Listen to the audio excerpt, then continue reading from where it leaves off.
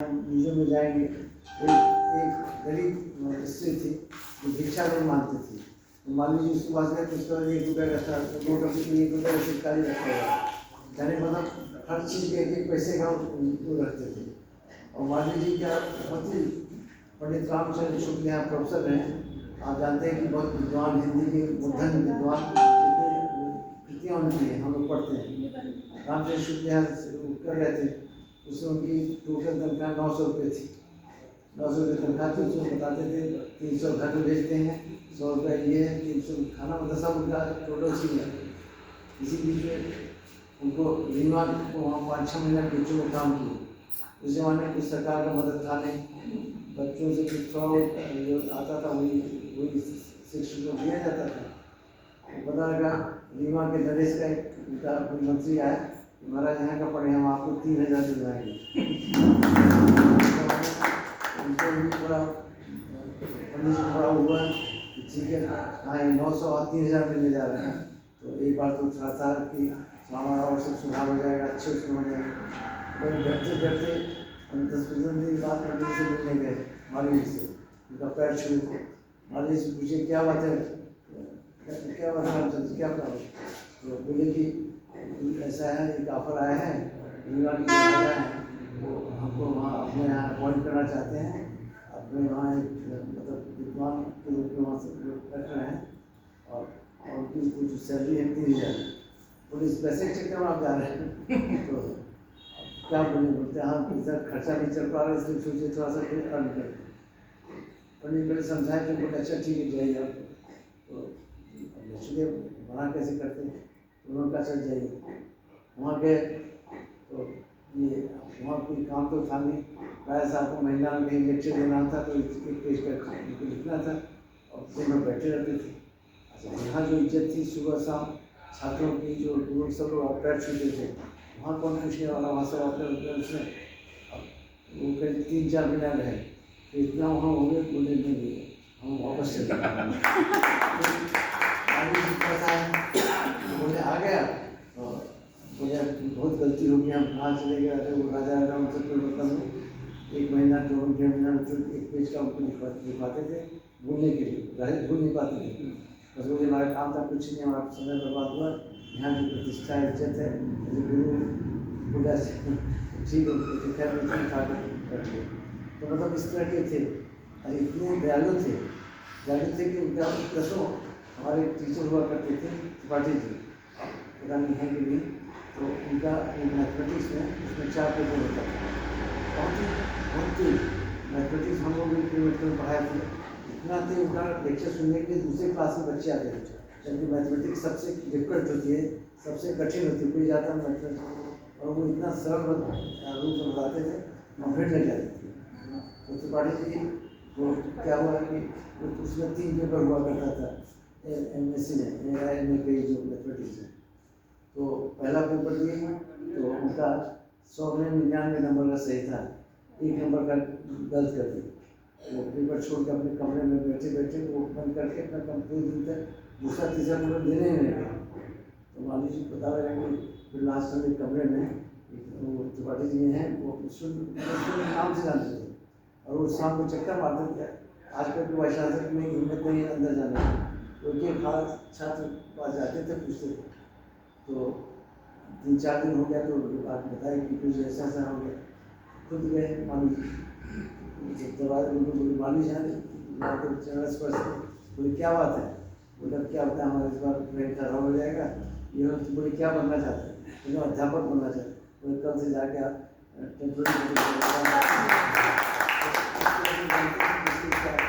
तो माली जी मतलब इतने दयालु, इतने मतलब उनका व्यक्तित्व था।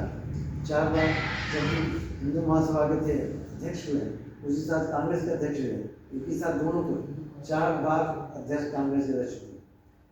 उस समय हिंदू महासभा और कांग्रेस में कोई झगड़ा नहीं था, और दोनों के अध्यक्ष थे। कितने बड़े विद्वान, काफी इसके बारे में आप लोग जानते ही हैं। उसमें 140 लोगों का उस सजा हुई, इनको फांसी देना जा रहे थे, लोग भाग के आए।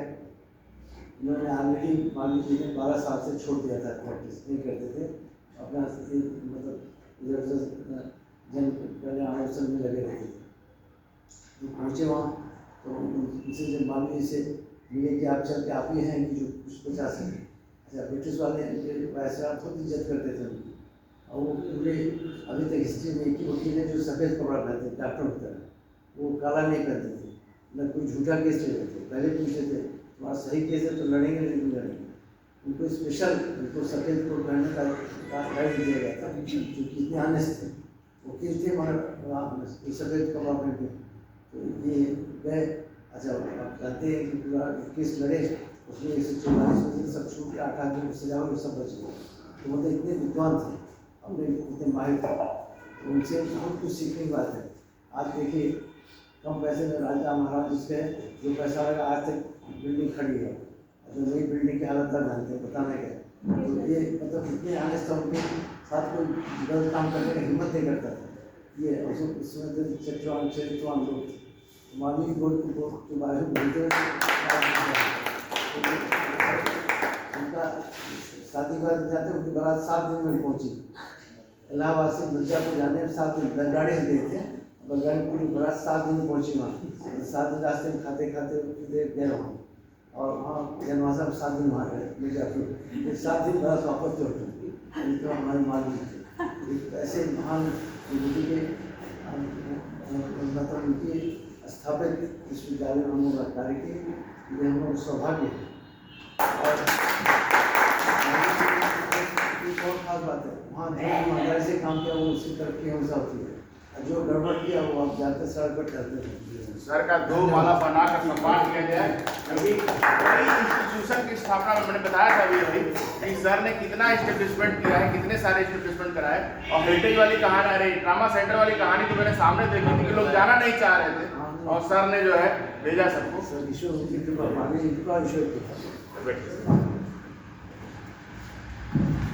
थैंक यू सर, आपके इतने पुरातन जो विचार मिले, जो त्याग भावना को प्रदर्शित करने वाली भावनाएं समाज में स्थापित करने में महामना ने जो योगदान किया, उसके प्रति हम सब लोग कृतज्ञ हैं। वही एक प्रेरणा है जो हम सब लोगों को आज तक ईमानदारी के लिए, त्याग भावना के लिए प्रेरित करती है। मंच पर आसीन सभी वरिष्ठ जनों से मैं आग्रह करूंगा कि कर्तव्य और सभी साथी प्रांगण में उपस्थित कर्तव्य से इस बात के लिए समर्थन करें और विमोचन का कार्यक्रम शुरू करें। बहुत दूर से साहित्यकार यहाँ इसी भावना से आए हैं कि काशी में बैठकर यदि महामना के नाम पर जो संस्थान है उसमें अगर पुस्तकों का विमोचन हो तो उनके लिए एक प्रासंगिकता रहेगी। आज हेमलता दवांडे जी यहाँ उपस्थित हैं, उनकी पुस्तक अच्छी उसका हो रहा है। मैं आग्रह करूंगा कि रंजना पांडे जी 2 शब्द कहें और पुस्तक को मंच पर लाने की किया जाए। स्वागत है रंजना जी, आइए।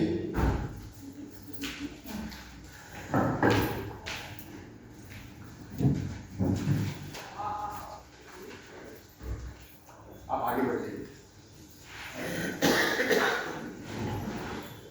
नमस्कार, एक बार सर बहुत बहुत आभार, स्वागत है आपका, और आप विशिष्ट जनों को बहुत बहुत करबद्ध प्रणाम।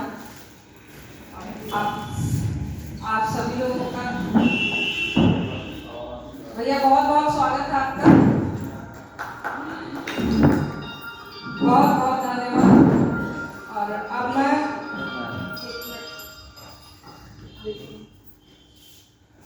आज हमारे बीच इटारसी से आई हुई हमारी बहुत प्रिय सहेली भी कह सकते हैं, सहेली ही है हमारी, और आई हैं, इनकी पुस्तक का विमोचन होने वाला है।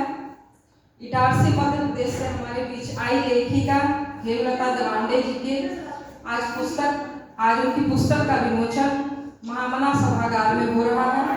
आपका लेखन बहुत ही उत्कृष्ट है, इनकी रचनाएं कई साझा संकलन भी प्रकाशित हो चुकी हैं। यहाँ आपका एकल संग्रह का विमोचन होने वाला है, बेइंतहा मोहब्बत। आपको उर्दू में भी बहुत ही महारत हासिल है।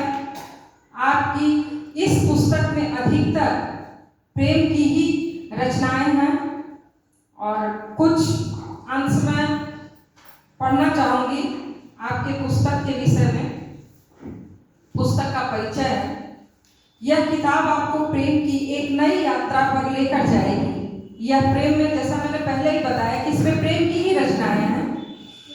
तो यह किताब आपको प्रेम की एक नई दिशा, नई यात्रा पर लेकर जाएगी। यह प्रेम में दुखी होने के स्थान पर प्रेम में आए विरह को भी उत्सव में कैसे बदलें, प्रेम में मिली वेदना को उत्सव और खाने पीने से बहुत अधिक ऊपर प्रेम को जीवित रखना सिखाएगी।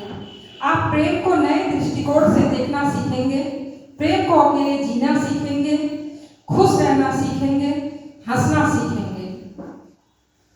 और यह पुस्तक कभी श्रृंगार रस में तो कभी वियोग रस से सराबोर होती है। एक प्रेमी की अपने प्रेमिका के प्रति उठती अपनी प्रत्येक भावना का चित्रण इस किताब में करने का प्रयास आपने किया है। वियोग में कैसे एक प्रेमिका कभी वीरा तो कभी वैरागन हो जाती है, तो कभी संयोग से वह कैसे राधा होती है, इसे बखूबी चित्रित करने का प्रयास किया है। छंदों मात्राओं से मुक्त केवल प्रेम का चित्रण की कैसे प्रेम स्वयं में पूर्ण हो सकता है। सच्चे प्रेम के लिए प्रेमी की भी आवश्यकता नहीं होती, केवल मात्र उसे हृदय से चाहना ही प्रेम की सच्ची परिभाषा होती है। इस पुस्तक में और सौभाग्य से प्रेमलता जी अपने पति महोदय के साथ उपस्थित है। यहाँ पे आपका हृदय से स्वागत करते हैं। और पति का सहयोग लेखन में और भी कार्यों में विभिन्न क्षेत्रों में अगर किसी भी महिला को मिलता है तो हम महिलाएं सिर्फ ये सहयोग पाकर आसमान छू सकते हैं। आपका सहयोग हेमलता जी को काशी तक ले आना ये दर्शाता है कि आप हेमलता जी के लेखन में जरूर रुचि रखते हैं और उनके कार्य में भी सहभागिता करते हैं। बहुत बहुत स्वागत योग्य ये बात है। और अब मैं आपको एक रचना सुनाती हूँ, आपकी पुस्तक बेइंतहा मोहब्बत का। इस रचना का शीर्षक है दर्द। निशब्द उस शख्स से ऐसी निस्बत उस शख्स से ऐसी कि जाने, दरअसल हमें उर्दू का बहुत ज्ञान नहीं है, इसलिए मुझे त्रुटियां भी हो जाएंगी। रचना पढ़ लें, मुक्तक जो लिखी है अच्छा, वो पढ़ लें आप। वो शुद्ध हिंदी में ही है। अच्छा शुरू में है क्या? अच्छा, तलाशा जो मैंने खुद को, ये है तलाशा जो खुद को मैंने, सिर्फ तुम ही तुम मिले मुझ में। तलाशा जो खुद को मैंने, सिर्फ तुम मिले मुझ में। सफर तो ये बस बदस्तूर जारी है, बस तू ठहर सा गया है मुझ में। गीत मेरे राग गुनगुनाता भूले, गीत मेरे राग गुनगुनाना भूले, बस तेरी आवाज रह गई है मुझ में।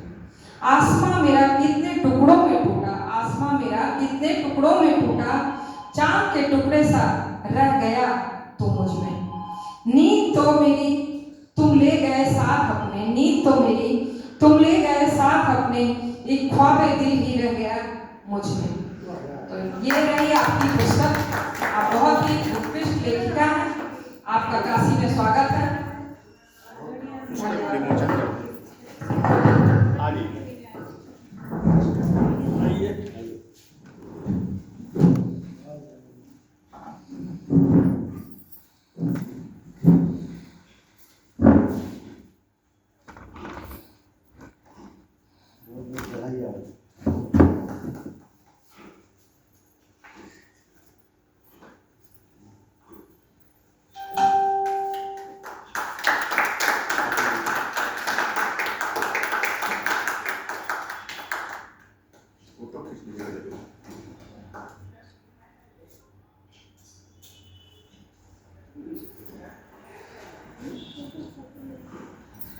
आप ले लिए ना? हाँ।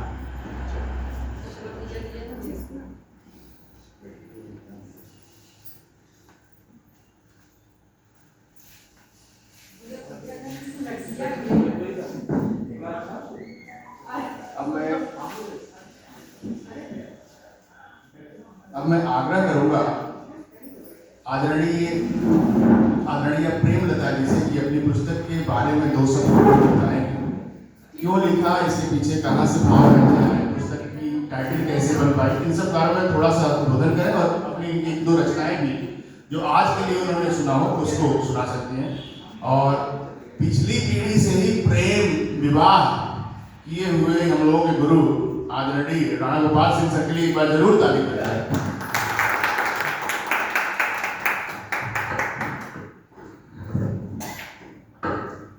आदरणीय सर, सादर प्रणाम। सभा में मुकेश पांडे जी आ चुके हैं।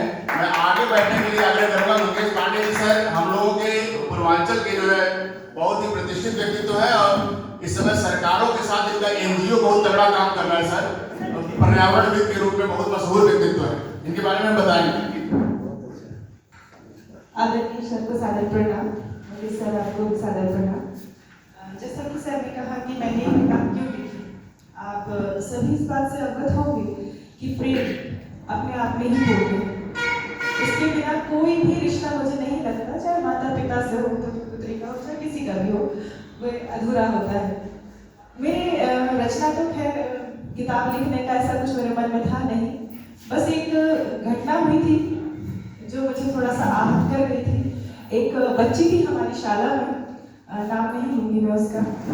बहुत आप सभी जानते हैं कि एक उम्र होती है, बच्चे बहक भी जाते हैं, नहीं समझ आता है, तो वो शायद उनके जीवन में जो भी घटनाक्रम हुआ हो और उन्होंने अपने आप को हार्म करने की कोशिश करी, नुकसान पहुंचाने की कोशिश करी। ये मुझे थोड़ा सा अच्छा नहीं लिखा लगा और इसके पहले मैं थोड़ा बहुत लिखती थी, लेकिन जब मैं रचनाएं बहुत सारी लिखने लगी तब मेरे मन में एक विचार आया, क्यों ना बच्चों के मन में ये भाव दिया जाए कि देखिए प्रेम होना स्वाभाविक है, ये एक स्वाभाविक प्रवृत्ति होती है हमारे मन की, प्रकृति भी है ये हमारी।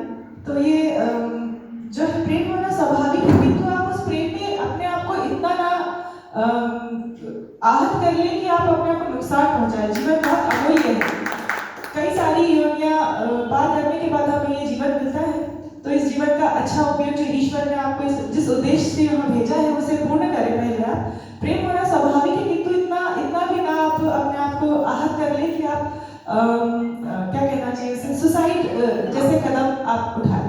तो मैं जो आज की युवा पीढ़ी है, मैं उनसे उनको ये संदेश देना चाहती हूँ अपनी किताब के माध्यम से कि आप प्रेम करें और प्रेम इतना करें कि आपका प्रेम आपके लिए ईश्वरीय हो जाए। इतना प्रेम करें और प्रेम करने के लिए आवश्यक नहीं है कि जिससे आप प्रेम करते हो आपके साथ हमेशा रहे या आप उसके साथ रहे, उसको पाना ही चाहे। प्रेम इतना करें कि वो ईश्वर हो जाए। और ये रचनाएं मैं उन बच्चों को जरूर बताती हूँ कि देखिए हम प्रेम को कैसे जीवंत कर सकते हैं। लेखन एक माध्यम है जो किसी भी भाव को जीवंत कर देता है। तो मैं इसीलिए मैंने ये किताब को प्रकाशन के लिए सोचा मैंने कि बच्चे शायद इसमें सीखे कि हम सुसाइड जैसे कदम ना उठाएं और प्रेम करना अच्छी बात है, उसके पहले शिक्षा ले, कुछ बने, उसके बाद अपने प्रेम को पाने का प्रयास करें। ये मैंने चाहा था, इसीलिए मैंने ये किताब के बारे में सोचा और मैं आपको एक रचना इसकी सुनाना चाहती हूँ। ऐसे ही कुछ लिख देती हूँ जो थोड़ा बहुत। तो इसकी पहली रचना है, जैसे दीदी पढ़ रहे थे अभी, थोड़ा उर्दू में भी दखल रखती हूँ मैं। मुक्तक है इसका नाम, तो मैं यही सुनाना चाहूंगी, आप सभी की अनुमति हो। मैं मुक्तक मुक्तक तुम पर वारूंगी, मैं मुक्तक मुक्तक तुम पर वारूंगी, मैं छंद छंद तुम पर हारूंगी। मैं मुक्तक मुक्तक तुम पर वारूंगी, मैं छंद छंद तुम पर हारूंगी। हर अलंकार से सुसज्जित कर तुम्हें मैं नवरस के सोपानों से निहारूंगी। हर अलंकार से सुसज्जित कर तुम्हें मैं नवरस के सोपानों से निहारूंगी। व्यक्त कर तुम पर अपनी प्रेम अभिव्यक्ति, व्यक्त कर तुम पर अपनी प्रेम अभिव्यक्ति, तुम्हें कोई अनुराग काव्य कर जाऊंगी। हो सकते हो तुम किसी के भी संपूर्ण, हो सकते हो तुम किसी के भी संपूर्ण, अपूर्ण होकर भी मैं तुम्हारी पूर्ण हो जाऊंगी। ओ अनजाने आकर्षण सुनो ना, ओ अनजाने आकर्षण सुनो ना, मैं प्रीत तुम्हारी होकर प्रेम तुम्हें कर जाऊंगी, मैं प्रीत तुम्हारी होकर प्रेम तुम्हें कर जाऊंगी। धन्यवाद। ये एक छोटी सी रचना थी मेरी और जैसा कि आपने किताब के नाम से ही समझ में आ रहा होगा, केवल और केवल वियोग श्रृंगार रस पर आधारित है। अपने जीवन को, जो नए बच्चे हैं, अपने जीवन को नष्ट ना करें और अपने प्रेम को पूजित कर उसे प्राप्त करने की कोशिश करें। धन्यवाद।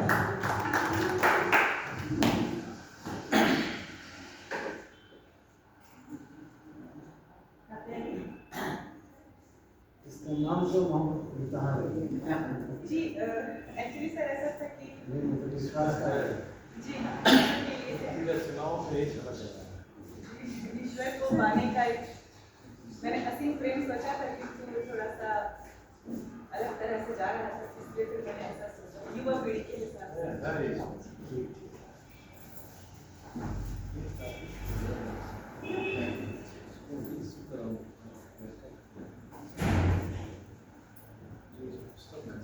बहुत अच्छा विमोचन कार्यक्रम सब चल रहा है और हेमलता जी ने विषय को भी स्पष्ट रूप से बता दिया कि किस कारण से उनको इसको लिखने का कारण बना। बहुत अच्छा। और इन्होंने सुसाइडल टेंडेंसी को रोकने के लिए एक बात उठाई है, बहुत तार्किक बात है सर। हम सब लोगों के लिए प्रासंगिक है कि प्रेम में पढ़ना और प्रेम में संभलना, ये दोनों ही आना चाहिए। जब तक व्यक्ति अपने पर कंट्रोल नहीं कर सकता, वो सच्चाई है कि वह मानवता के लिए एक निगेटिव चीज होगी। सर, इस पुस्तक विमोचन कार्यक्रम में आपके हाथों इस सभागार में तीन ऐसी पुस्तकें हैं जो देश भर से साहित्यकार जो ऑनलाइन के माध्यम से इस नॉलेज ट्रांसफर मोटिवेशन में चल रहे हैं, उनके द्वारा लिखी गई है। भले ही वे यहाँ उपस्थित नहीं है, लेकिन उनकी रचनाएं और उनका लेखन यहाँ आपके समक्ष उपस्थित है। मैं चाहूंगा कि आपके करकमलों से उनका एक विमोचन हो, और इसलिए मैं सहयोग करने के लिए मैं रंजना जी से कहूँगा कि सहयोग करें। Sir please.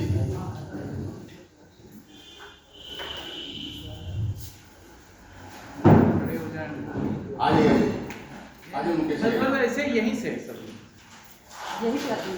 एक पुस्तक है अभिप्रेरणा, द मोटिवेशन, जिसका निहितार्थ है कि कुछ ऐसी जीवन की कहानियां हम लोग समाज से निकाल कर लोगों के मोटिवेशन के लिए लाएं, जिसमें कि लोग अपने जीवन में जो संघर्ष कर रहे थे, वे अपनी छोटी छोटी स्टोरी किस तरह से वे बाहर निकले हैं, इसको जानने का अवसर यह पुस्तक है सर। करतब ध्वनि से इस पुस्तक का विमोचन सर के हाथों, यह बहुत हम लोगों के लिए बहुत बड़ी बात है। इसी क्रम में एक पुस्तक, सबसे पहली पुस्तक जो मेरी अपनी बात अपनी किताब और दीवार, दो पुस्तकें निकली थी मंच के द्वारा, और उसमें भी महामना का चिंतन सबसे ऊपर प्रासंगिक रहा हम लोगों के लिए। तो ये दोनों किताबें सर आपके लिए और आपके द्वारा समाज के लिए हम लोग समर्पित करना चाहेंगे। ये किताब अपनी बात अपनी किताब पहली काव्य पुस्तक मंच के द्वारा बनी थी, जिसमें विभिन्न शब्द दिए गए थे। सच्ची बात है सर कि जब शब्द दिए जाते हैं तो एक प्रेरणा होती है, कुछ शब्दों का चुनाव ऐसा होता है, उस पर लिखना जो है बड़ी बात हो जाती है। हो गया? तो यह मोटिवेशन की ही भावना है कि लोगों को कुछ ऐसे शब्द दिए जाए जिससे उनके विचार बदलें और उनका विचार स्टिमुलेट होकर पॉजिटिव डायरेक्शन में मूव करें। तो चूंकि आप चिकित्सा विज्ञान संस्थान से सर, मैं इन विषयों को आपको बताता चल रहा हूँ कि उद्देश्य क्या रहा है सर। थैंक यू सर, आपके हाथों यह विमोचन हो रहा है। सब लोग रिकॉर्ड लाइव देख रहे हैं, इसको विषय बनाया गया। ये बहुत बड़ी बात है हम सब लोगों के लिए कि आपके हाथों इन पुस्तक का विमोचन हो रहा है। Thank you sir. अब मैं मंच पर आग्रह करूंगा मुकेश पांडे जी को आने के लिए। उनका स्वागत सम्मान माल्यार्पण के साथ किया जाए। बहुत बड़े व्यक्तित्व हैं और हम सब लोगों के लिए, हम लोगों के युवाओं के लिए बहुत बड़े उदाहरण है। कैसे एक गाँव का व्यक्ति, मिर्जापुर सीखड़ एक गाँव है सर, वहाँ की पढ़ाई लिखाई, उसके बाद MBA करने का अहमदाबाद में मौका मिला और इसके बाद अंतरराष्ट्रीय स्तर पर इनका काम बोल रहा है। ये स्वयं अपने बारे में दो शब्द कहेंगे। आइए मुकेश जी प्लीज मंच पर आइए। समय थोड़ा सा लगा आपको आने में, लेकिन अब आप आए हैं तो आइए। बहुत बहुत स्वागत है। बहुत धन्यवाद सर। इतने उत्कृष्ट व्यक्तित्व के आलोक में आयोजित यह कार्यक्रम और विषय जो मैं आया, जितना मेरा विवेक से ज्ञान मिला है, वो किताब विमोचन, लेखनी व किस तरीके से संस्कार का सृजन हो और साथ में प्रेम की भी कुछ बातें हुई हैं। तो थोड़ा सा मुझे नहीं मालूम है मुझे किस विषय पे बोलना है, लेकिन मैं एक विषय लेके बोल रहा हूँ और बोलने का जो विषय है वो ये है कि एक करेक्शन के साथ शुरू करना चाहता हूँ कि सर मैं कोई NGO नहीं चलाता, एक कंपनी चलाता हूँ और वो कंपनी कंपनी के कई फॉर्म्स होते हैं। कुछ कंपनियां सिर्फ अपने प्रॉफिट के लिए काम करती हैं, लेकिन कुछ कंपनी ऐसी होती है जो सोशल बेनिफिट्स के लिए काम करती है। तो हम सोशल बेनिफिट्स के लिए काम करते हैं नवचेतना कंपनी के माध्यम से। और पर्यावरण में मेरी बहुत बेहद दिलचस्पी रही है। इस मंच से एक चीज मैं डिस्क्लोज करना चाहूँगा, मतलब बताना चाहूँगा। विषय यह था कि किस तरीके से युवाओं में कभी कभी डिसअपॉइंटमेंट आ जाता है। वो अपने संदर्भ में बताऊंगा, एक बीमारी होती है ओसीडी, अंग्रेजी ऑब्सेसिव कंपल्सिव डिसऑर्डर, बढ़ते हुए उम्र के बच्चों में हो जाती है और दुर्भाग्य से बहुत कम लोग बाहर निकलते हैं, लेकिन ज़्यादातर लोग सुसाइड कर लेते हैं। तो उस बीमारी का 17 साल तक मैं पेशेंट रहा और बहुत वर्ल्ड रेटिंग जो उसकी थी, वो उस रेटिंग में मैं तीसरे नंबर का सबसे भयंकर पेशेंट था। तो इस तरीके की बीमारी होते हुए भी पढ़ने में दिलचस्पी थी और खासतौर से साहित्य और विवेकानंद जी को पढ़ते हुए काफ़ी मोटिवेशन हुआ। और साहित्य में भी रामधारी सिंह दिनकर जी का पढ़ना काफ़ी अच्छा रहा मेरे लिए। और बात उस विषय पे आता हूँ जो जहाँ मैं समझ पा रहा हूँ कि थोड़ी प्रेम की बात हो रही है। तो प्रेम की कई व्याख्या है मेरे समझ में। प्रेम सबसे पहले आप अपनी संस्था और काम के बारे में बताइए, अपने काम और संस्था के बारे में बताइए प्लीज। सो नवचेतना के विषय में बात हो रही है। तो नवचेतना मुख्यतः एक एफपीओ है, फार्मर प्रोड्यूसर कंपनी लिमिटेड, जिसका संदर्भ एक ऐसी कंपनी है जो किसानों के लिए कंपनी है। 2013 में मनमोहन सिंह साहब की जब सरकार जा रही थी तो उन्होंने किसानों के हित के लिए एक ऐसी कंपनी बनाई। बेसिकली क्या होता है, कंपनी बना के प्राय स्मार्ट लोग, पढ़े लिखे लोग या पैसे वाले लोग फायदा पा जाते हैं। परंतु देश में उन दिनों ऐसी व्यथा चल रही थी कि भारत के किसान उत्कृष्ट काम नहीं कर पा रहे हैं, क्योंकि देश की जो धरा है, जमीन है, वो 100% जमीन का 80% हिस्सा 20% लोगों के पास है और 20% जमीन 80% लोगों के हाथ है। तो मार्जिनल फार्मर्स का यह देश है। ऐसे हित में जहाँ किसान बहुत छोटे होते हैं, जमीन की जोत छोटी होती है, तो उनकी बार्गेनिंग पावर बहुत कमजोर होती है। बार्गेनिंग पावर मतलब मोल चाल करने की शक्ति। तो पूरा यह विज्ञान भी सिद्ध किया है कि व्यक्ति वही कमजोर है जिसमें बार्गेनिंग पावर, मोल चाल करने की शक्ति कम है, इसलिए किसान कमजोर है। तो इस तरीके की कंपनियों का निर्माण करके छोटे मजले किसानों को एक मंच पे लाना, उनको उनकी कैपेसिटी बिल्डिंग करना, साथ में उनको कुछ पैसे देके बीज खाद टेक्नोलॉजी के माध्यम से उत्कृष्ट और उद्यमी कृषक बनाने के क्रम में नवचेतना काम कर रही है। उत्तर प्रदेश में 4400 एफपीओ है और हम पहले नंबर के एफपीओ हैं, मतलब कंपनी है। जब हमारा गठन हुआ था तो यूपी में लगभग 2200 एफपीओ थी जिस दिन हमारा गठन हुआ था। हम 2 साल बाद सेकेंड बेस्ट एफपीओ बने और आज हम फर्स्ट बेस्ट एफपीओ हैं। और अपने गांव से बेइंतहा प्यार होने के कारण मैं International Labour Organisation United Nations की बड़ी कंपनी है, उनके साथ कंसल्टेंसी किया। लोगों का सपना होता है, इवन आईएएस ऑफिसर्स भी अपनी जॉब की जब वॉलंटरी सर्विस रिटायरमेंट लेते हैं तो यूएन बेस्ड ऑर्गेनाइजेशन में चले जाते हैं। उस ऑर्गेनाइजेशन के साथ काम करते समय मुझे एक दिन एहसास हुआ कि हम तो बड़ा व्यक्तिगत जीवन जी रहे हैं जिसके लिए साथ भगवान ने मुझे ठीक नहीं किया है। तो मैं गाँव की तरफ लौटा और गाँव अपने घर का एक लौटा कमाने वाला था। मेरी माँ लिटरली बेहोश हो गई थी, एक अच्छी नौकरी छोड़ के एक कमाने वाला व्यक्ति घर भाग गया। तो उन्होंने पूछा करोगे क्या, तो मैंने बताया कि हम थोड़ा गोबर वोबर से संबंधित काम करेंगे। और नाराज हुई, यही कुछ किसी ने करारा दिया, कुछ दिमाग काम नहीं कर रहा इसका। लेकिन 3 सालों में हमने इतना काम किया। आज मैंने कृषि मंत्री, राज्यपाल इत्यादि दुनिया भर के प्रिंसिपल सेक्रेटरीज, आईएएस ऑफिसर्स वगैरह की विजिट लगी रहती है। सबसे जो अच्छा संतोष होता है काम करने के क्रम में कि हमने अपने गांव की रिकग्नाइजेशन, अपने गांव की पहचान बनाने के क्रम में थोड़ा मेहनत किया है। मेरा गांव वैसे भी बहुत उत्कृष्ट गांव था, लेकिन नवचेतना के नाम से आज गांव जाना जाता है।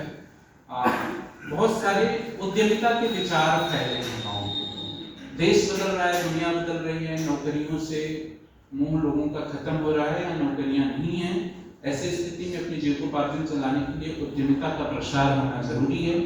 तो एक अच्छी कंपनी, एक अच्छा व्यवसाय, एक अच्छे सोच के विचार रखने वाले संस्थान गांव में इकोसिस्टम बिल्ड करते हैं। तो उस इकोसिस्टम बिल्ड करने का काम नवचेतना कर रही है। हम समाज के सबसे वंचित तो नहीं बोलेंगे, लेकिन छूट जाने वाले समूह के साथ काम कर रहे हैं, आदिवासी समाज के साथ, जिसमें 25,000 से ज़्यादा आदिवासी किसानों के साथ हम सोनभद्र में काम कर रहे हैं, बहुत बड़ा सिंगरौली में काम कर रहे हैं, और बुंदेलखंड के बादा, दर्रा, महोबा, जालौन में काम कर रहे हैं। तो उस क्रम में जो मुख्य काम है, काम क्या करते हैं ये बताना ज़्यादा जरूरी है कि हम काम करते हैं बेसिकली पर्यावरण में भी उद्यमिता आधारित पर्यावरण और क्लाइमेट एक्शन ओरिएंटेड एक्टिविटीज। वैज्ञानिकों का मानना है कि कितना भी कोशिश कर ले पृथ्वी खत्म ही हो जाएगी, क्योंकि हम नहीं सुधर रहे हैं। तो पृथ्वी खत्म हो जाएगी और कितने समय में खत्म हो जाएगी, इस गैप को पूरा करने के लिए या इसको खत्म करने के लिए हम लोग काम कर रहे हैं कि हम मेहनत करें, ये दिन ना आए, पर्यावरण आधारित जिंदगी जिया जाए, अपने हर काम में सुबह से लेकर रात तक पर्यावरण के अनुकूल जीवन हो पाए, उस क्रम में काम करने का प्रयास किया जा रहा है। और इस प्रयास के क्रम में हमारे साथ भाभी जी का बहुत सहयोग है, श्रीधर पांडे जी का सहयोग है, उनके भाई का बहुत सहयोग है। ऐसे ही गाँव में हजारों नवयुवक और हम आने वाले दिनों में उत्तर प्रदेश की मोस्ट फास्ट ग्रोइंग कंपनी के रूप में कंसीडर होने वाले हैं, अभी भी होते हैं। हमें एक बड़ा इन्वेस्टमेंट मिल रहा है बड़े बड़े देशों से। हम अमेरिका, जर्मनी, न्यूजीलैंड, इधर कोशिया जर्मनी के साथ काम कर रहे हैं, साथ में हम काम कर रहे हैं दुबई, ओमान के साथ। तो काम धीरे धीरे गति पकड़ रहा है और बड़ा अच्छा लग रहा है। नवचेतना सेंटर जो यहाँ से 30 किलोमीटर की दूरी पे हार्डली होगा, वहाँ पे आपको eco tourism, rural tourism, agri tourism और फॉरेस्ट टूरिज्म का एक बेहतरीन मॉडल देखने को मिलेगा। अब कभी भी जीवन में इस तरीके का कार्यक्रम आयोजित करना हो तो मैं आप सभी को निवेदित करूंगा कि इस मंच पे जरूर आएं और सारी व्यवस्था हमारे साथ से रहेगी। हम चाहेंगे कि आप सभी का पैर पड़े और हमें प्रकाशित करें हमारे संस्थान को, संगठन को, काम को। आपका सम्मान इस पूर्वांचल की धरती पर बड़ी बात है कि आज बेरोजगारी के समय में छूटे हुए वंचित लोगों के लिए कोई एक स्टेप लिए हैं आप इतना बड़ा, और पूर्वांचल का नाम आगे बढ़ा रहे हैं। मैं थैंक यू बोलता हूँ आपको कि आप मंच पर इतना समय दिए, और मैं सर से आग्रह करूंगा कि इनको प्रमाण पत्र देकर इनका सम्मान किया जाए, कृपया।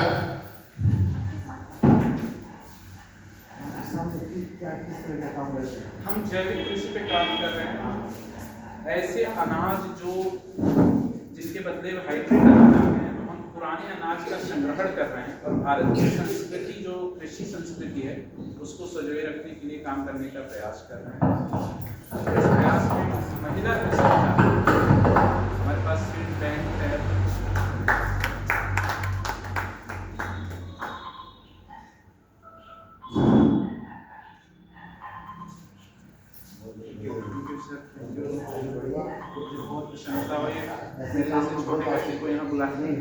आप बहुत बड़े व्यक्तित्व हैं हम लोगों के लिए, और हम लोगों की उम्मीदें आपसे हैं। ये मंच होप टाक है और आपने नवचेतना के माध्यम से एक उम्मीद जगा दी है बहुत सारे लोगों के लिए। आपके लिए कर्तव्य ध्वनि से अभिनंदन किया जाए, ये बहुत बड़ी बात है। और आपने काव्य और स्ट्रेस मैनेजमेंट करने वाले समाज के व्यक्तित्वों के लिए मंच भी देने का वादा कर दिया कि आप लोग आइए, इससे बड़ी क्या बात हो सकती है।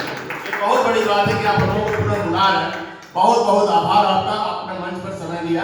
और भी कुछ सुनाना चाह रहे थे प्रेम पर, आप प्लीज सुना दीजिए। प्रेम पे मेरी खुद की लिखी नहीं है, लेकिन मुझे प्रेम का सबसे मजबूत कविता लगता है रामधारी सिंह दिनकर की लिखी हुई स्वागत है। उर्वशी एक रचना है। रामधारी सिंह दिनकर वैसे ओज रस ज्यादा लिखा है, लेकिन श्रृंगार रस उन्होंने एक ही बार लिखा और उसको ज्ञानपीठ मिला भारती।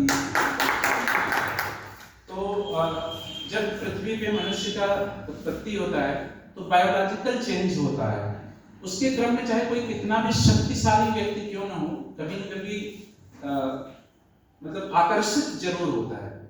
तो पुरुरवा और उर्वशी की लाइनें हैं, निश्चित रूप से विद्वत समाज है जानता होगा, परंतु मुझे बहुत पसंद है कि पुरुरवा उर्वशी से कहता है कि मृत्यु मानव की विजय का सूर्य है, अपनी बखान करता है कि हूँ मैं क्या।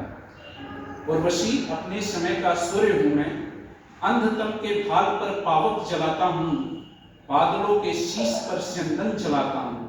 पर न जाने बात क्या है, पर न जाने बात क्या है, इंद्र का आयुध पुरुष जो झेल सकता, सिंह से बाहें मिलाकर खेल सकता, फूल के आगे वही असहाय हो जाता है।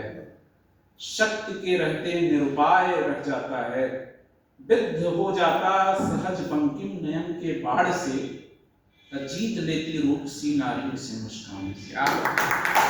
फिर जो कहता है, ये तो बताता है कि किस तरीके से मैं फंस गया हूँ, फिर आगे का विजन बताता है कि आखिर करना क्या चाहता हूँ। तो कहते हैं कि मैं तुम्हारे बाढ़ का बिथा हुआ खद, वक्ष पर फिर शीश मरना चाहता हूँ। मैं तुम्हारे हाथ का लीला कमल हूँ, प्राण के सर में उतरना चाहता हूँ। तो मुझे जितनी समझ रही है जीवन के प्रति, मुझे प्रेम की ये रचना बहुत अच्छी लगती है, क्योंकि काफी साहसी व्यक्ति, ऐसे व्यक्ति जो हमेशा डिनायल मूड में रहते हैं, उसके लिए ये कविता बहुत असरदायक है। बहुत बहुत आभार। और बहुत बड़े रचनाकार का नाम आप लेकर मंच को बड़ा कर दिया आपने, बहुत बड़ी बात है। रामधारी सिंह दिनकर का प्रेम हम लोगों के लिए प्रेरणा है, और सही बात है, बिना प्रेम के कभी भी कोई बड़ा काम नहीं हो सकता। विश्वविद्यालय के प्रति प्रेम हो या national facility for tribal and herbal medicine के प्रति प्रेम हो, आदरणीय सर को पता है कि यह प्रेम ही है कि उस छोटी सी चीज को हम लोगों ने नेशनल लेवल पर उसको ले जाने में कितना समय दिया है। आज इस मंच पर जब सर बैठे हैं तो उनके सामने 17 परिवारों के बारे में भी हम दृष्टि रखते हैं, और हम लोगों को ध्यान है कि बहुत जल्दी भारत सरकार ट्राइबल मेडिसिन के लिए चल रहे उस संस्थान को उस विषय बनाए और जल्दी से जल्दी उसका हल निकाले। सर के हाथों हजारों प्रपोजल केंद्र सरकार को भेजे गए हैं, और यही वह सर की लेखनी है जिसके कारण वह मंच, वह जो व्यवस्था है वह बची यूनिवर्सिटी में और कई स्तरों पर प्रासंगिक भी बनी। तो हम लोगों के लिए यह विषय है कि वह नेशनल फैसिलिटी जो है, राष्ट्रीय सुविधा केंद्र हम लोगों के लिए ट्राइबल मेडिसिन, जो आपने ट्राइबल क्षेत्र की बात उठाई, तो ट्राइबल के लिए काम करने के लिए एक अवसर दे रही है मेडिसिन के लिए, तो वह भी विषय बने। इसी क्रम में मैं अब पुस्तकों का विमोचन हो चुका है और अब काव्य संपदा की बारी आ रही है। अध्यक्षीय उद्बोधन तो आप लोगों का होगा उसके पश्चात, लेकिन सबसे पहले मैं महेंद्र जी आ चुके हैं मंच पर, मैं उनको काव्य पाठ करने के लिए आमंत्रित करना चाहूंगा। कृपया महेंद्र सक्सेना जी जो टकटकपुर से, बनारस से आए हैं, दूर से, एक दूसरा भाग है हम लोगों का, तो उनको सर सुनिए आप, क्या उनकी लेखनी है, क्या कर रहे हैं। आइए महेंद्र जी, बहुत स्वागत है।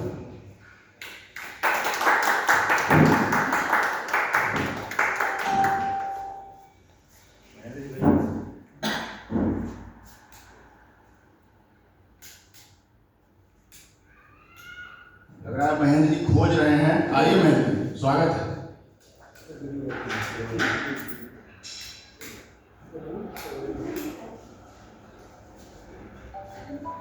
सर ये व्यवस्था बाबूजी ने बनाई है, बाबूजी की नाम लिखा हुआ है इस पर, आपके प्रेजेंट में रहे और हमारे पिता, तो ये उन्होंने इस सभागार को इसी रूप में बनाया कि यहाँ अतिथि लोग आए तो उनका सम्मान हो। आइए, बहुत बहुत स्वागत है महेंद्र जी। स्ट्रेस मैनेजमेंट के लिए साथी जी का बड़ा योगदान रहा है सर।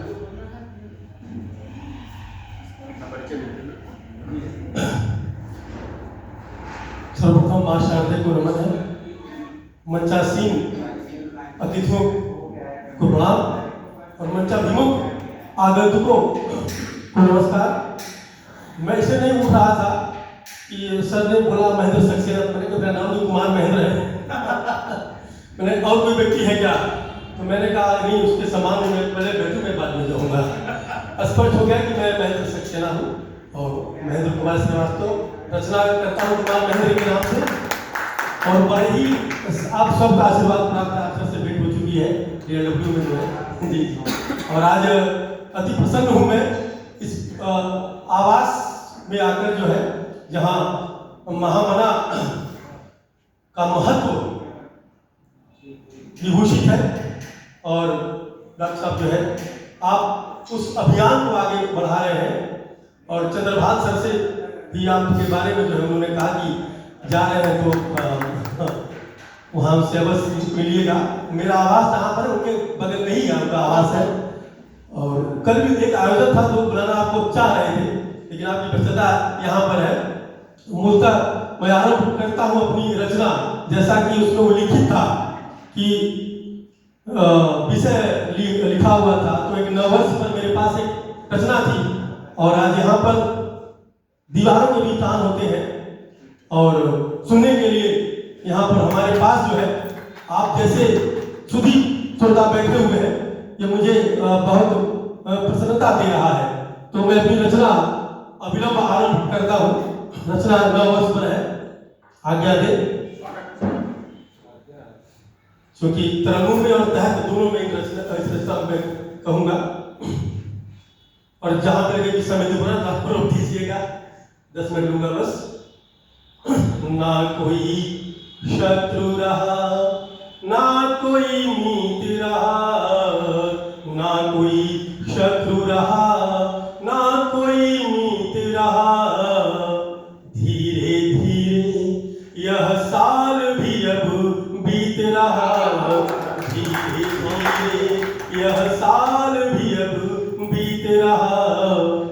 सच ओढ़ के भी पराजित हूँ मैं, सच ओढ़ के भी पराजित हूँ मैं। हाशिए पर ही परिभाषित हूँ मैं, हाशिए पर ही परिभाषित हूँ मैं। क्यों मिथ्या मुझसे जीत रहा, क्यों मिथ्या मुझसे जीत रहा।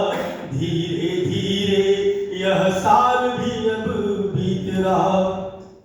समय की सिसकती सरगम पर, समय की सिसकती सरगम पर, नेत्रों से नदियों के उद्गम पर, नेत्रों से नदियों के उद्गम पर। लिखता करुणा के गीत रहा, लिखता करुणा के गीत रहा। धीरे धीरे यह साल भी अब बीत रहा। लिप्साओं से लिपटी लंका में, मूल्यों के मरने की आशंका में। लिप्साओं से लिपटी लंका में, मूल्यों के मरने की आशंका में। प्रतिदिन प्रतिपल भयभीत रहा, प्रतिदिन प्रतिपल भयभीत रहा। धीरे धीरे यह साल भी अब बीत रहा। उसने ही पथ में शूल बिछाए, सेजों पे जिसने फूल सजाए। उसने ही पथ में शूल बिछाए, सेजों पे जिसने फूल सजाए। करता मैं जिससे प्रीत रहा, करता मैं जिससे प्रीत रहा। धीरे धीरे यह साल भी अब बीत रहा। सियासत का जादू खूब चला, सियासत का जादू खूब चला, मुस्लिम और हिंदू खूब चला। सियासत का जादू खूब चला, मुस्लिम और हिंदू खूब चला। मैं गाता ही राष्ट्रगीत रहा, मैं गाता ही राष्ट्रगीत रहा। धीरे धीरे यह साल भी अब बीत रहा। और किस तरह से सामाजिक समरसता छिन्न भिन्न हो रही है, उसकी पंक्तियां हैं। पीटर क्रिसमस पे बुलाता नहीं, पीटर क्रिसमस पे बुलाता नहीं। अब्दुल भी होली पे आता नहीं, अब्दुल भी होली पे आता नहीं। लोहड़ी पे दिखना जग जीत रहा, लोहड़ी पे दिखना जग जीत रहा। धीरे धीरे यह साल भी अब बीत रहा। प्रदूषण पे प्रतिदिन रैली ही रही, प्रदूषण पे प्रतिदिन रैली ही रही। सदा नीला तो मैली की मैली ही रही, सदा नीला तो मैली की मैली ही रही। रंग पत्तों का भी हो बीत रहा, रंग पत्तों का भी हो बीत रहा। धीरे धीरे यह साल भी अब बीत रहा। जो मौसम के सुहाने बदल रहे, जो मौसम के सुहाने बदल रहे। परिंदे भी ठिकाने बदल रहे, परिंदे भी ठिकाने बदल रहे। कुछ मधुर रहा, कुछ तीत रहा, कुछ मधुर रहा, कुछ तीत रहा। धीरे धीरे यह साल भी अब बीत रहा। भोलेपन को छला किसी ने, रेता मेरा गला किसी ने। भोलेपन को छला किसी ने, रेता मेरा गला किसी ने। चरित्र सभी अभिनीत रहा, चरित्र सभी अभिनीत रहा, धीरे धीरे यह साल भी अब बीत रहा। लगती उपासना में आंखें, लगती उपासना में आंखें हैं, पर शनि वासना में आंखें हैं, पर शनि वासना में आंखें हैं। दृढ़ संतों का भी नाम पुनीत रहा, दृढ़ संतों का भी नाम पुनीत रहा। धीरे धीरे यह साल भी अब बीत चला, भरने गीतों से पेट चला हूँ।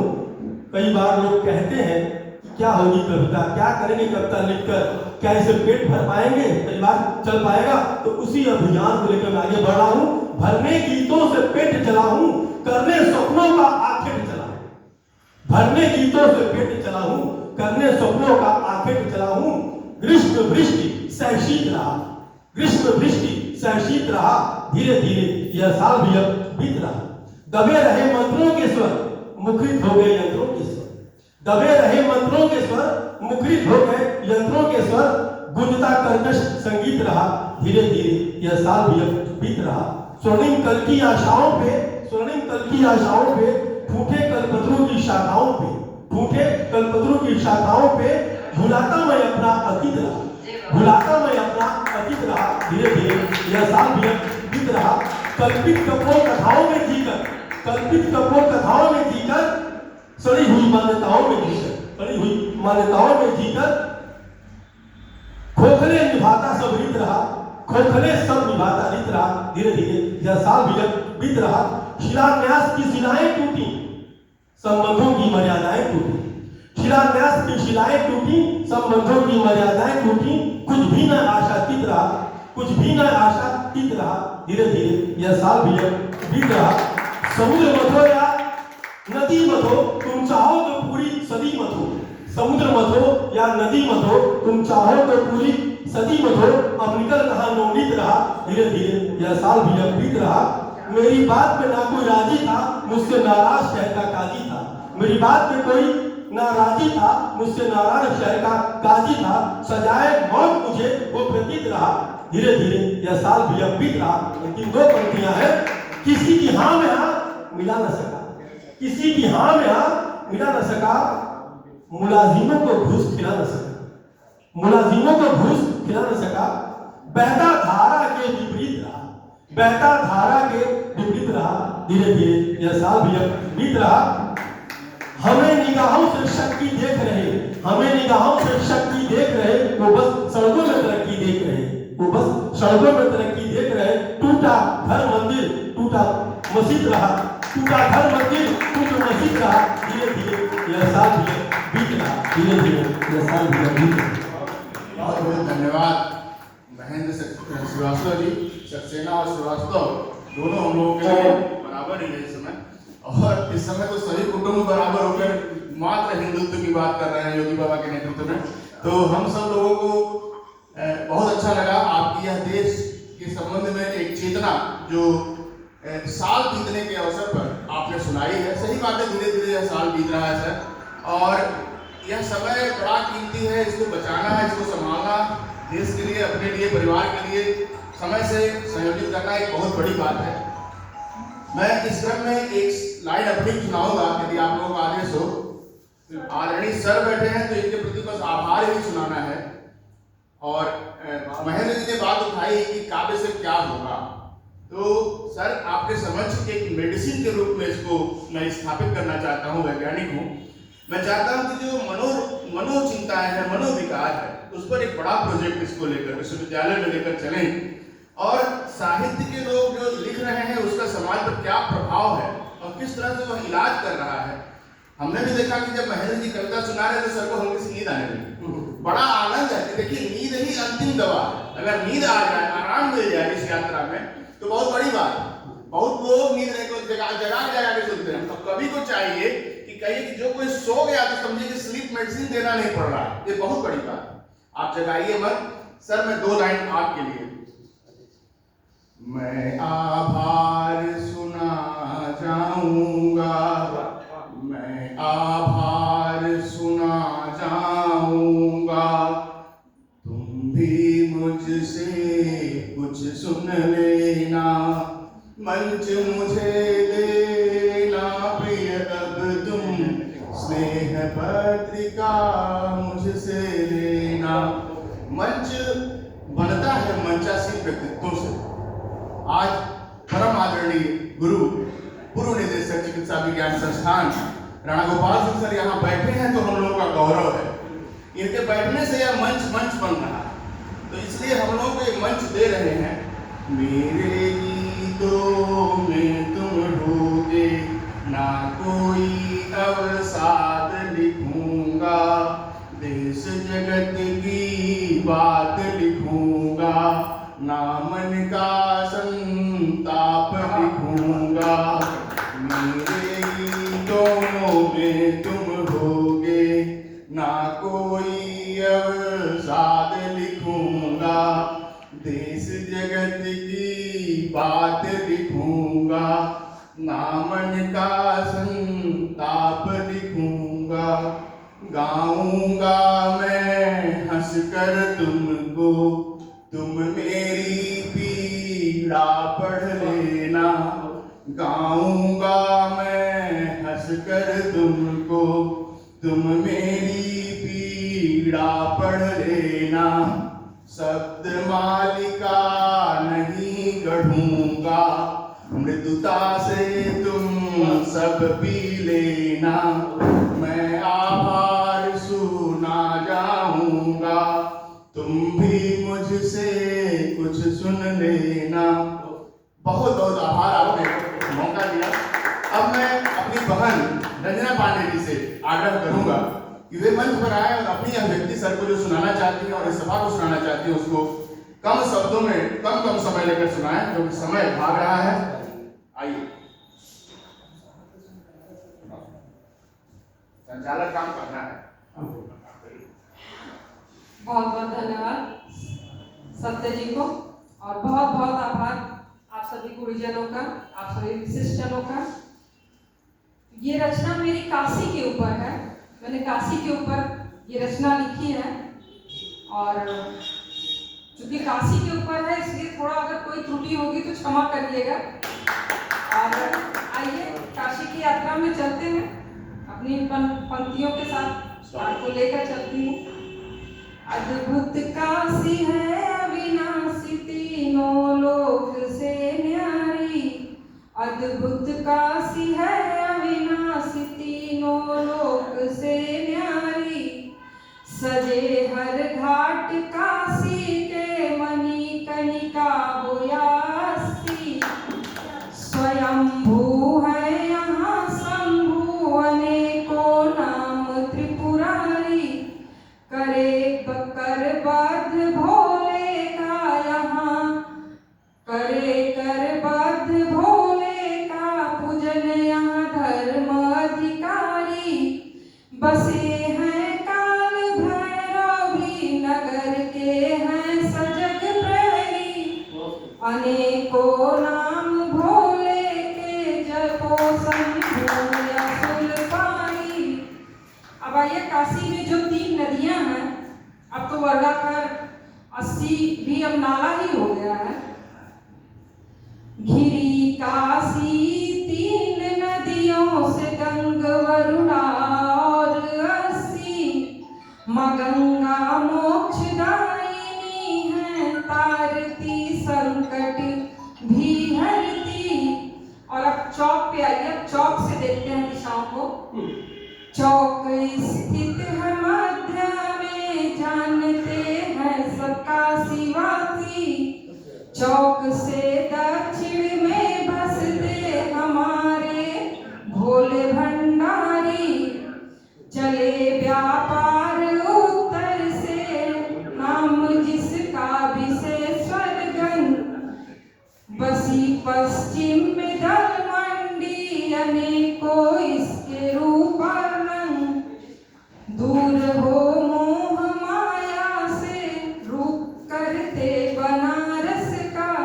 जैसा कहा जाता है कि जब मोह माया से लोग दूर होते हैं तो बनारस की तरफ बढ़ते हैं मोक्ष पाने के लिए, तो उसी को मद्देनजर रखते। दूर हो मोह माया से, लोग रुख करते बनारस का। हो जाता मन है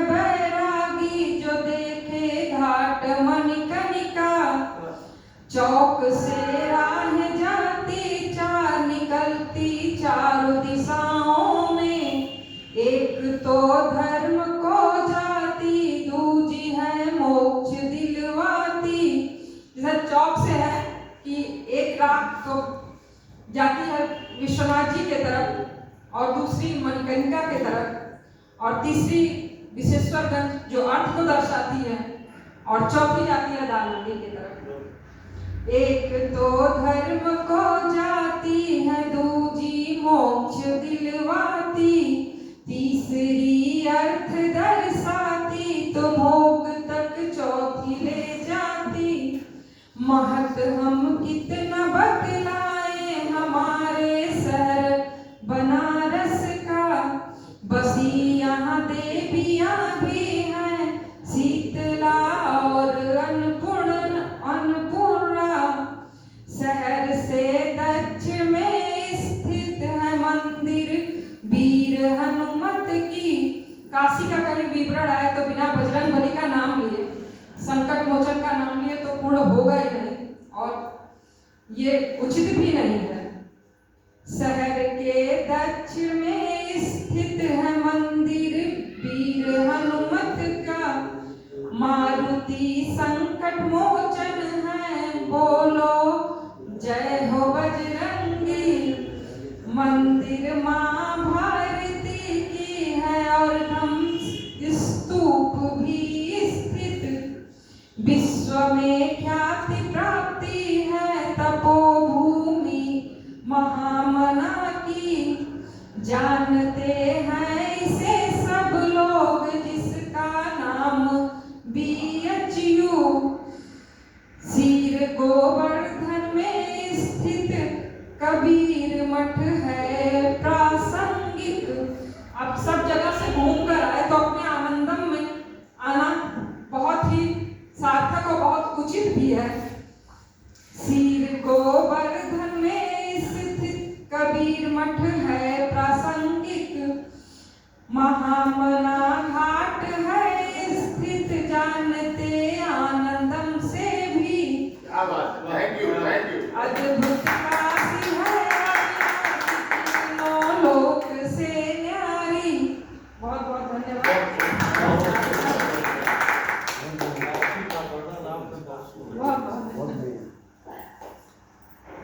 थैंक यू। रंजना जी ने पूरी काशी की यात्रा करा दी और जो गीत में हम लोग अभी अभी सुने हैं वो पूरा संस्कार आपने अपनी रचना में दिया और हम लोगों के महामना घाट को भी उसमें चिन्हित किया। अब मैं मंच से आग्रह करूंगा कि काफी की चलती रहेगी, इसके बीच में सम्मान कार्यक्रम भी कर लिया जाए क्योंकि सर जो है, हाँ मैं समझ रहा हूँ।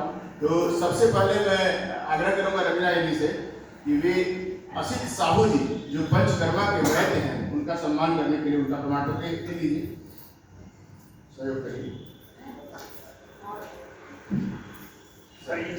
फोटो लीजिए।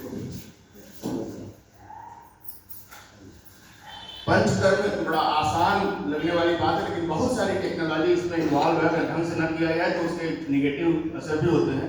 बहुत बहुत आभार। काशी में आप बहुत अच्छा काम कर रहे हैं, लोगों को पर्यटन के लिए बुलाइए और काफी से जुड़े लोगों को यहाँ मौका दीजिए। ये दोनों इंस्टीट्यूशन साथ साथ चले। थैंक यू, आप आए। और इसी क्रम में मैं कुमार महेंद्र जी का सम्मान करना चाहूँगा। बड़ी सुंदर कविता सर के सामने आपने सुनाई और साल बीत रहा है यह बताने का हम लोगों का एक संदेश दिया कि साल बीत रहा है लेकिन बहुत सारी चीजें बची हुई हैं जिस पर काम करना बाकी है। तो इसके लिए आपको यह प्रमाण पत्र महामना मानव संतति के रूप में देकर हम लोग गौरवान्वित महसूस कर रहे हैं कि आपने एक सुंदर सृजन हम लोगों की चेतना के लिए किया। बहुत बधाई।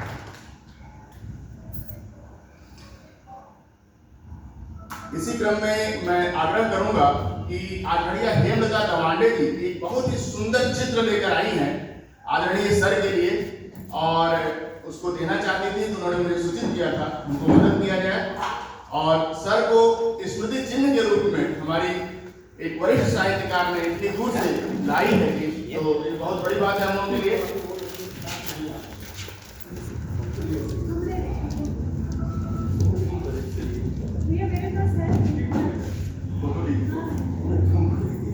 आइए हेमलता जी मंच पर आइए और बोलिए। बेटे द्वारा बनाई हुई एक सीढ़ी है। उन्होंने मुझसे स्पेशली कहा था कि मम्मा जब आप जाए तो ये लीजिएगा। अरे वाह, बहुत सुंदर। बहुत सुंदर ड्राइंग करते हैं वो। सीजन का उत्कृष्ट सामान है। बहुत सुंदर, बहुत सब। अरे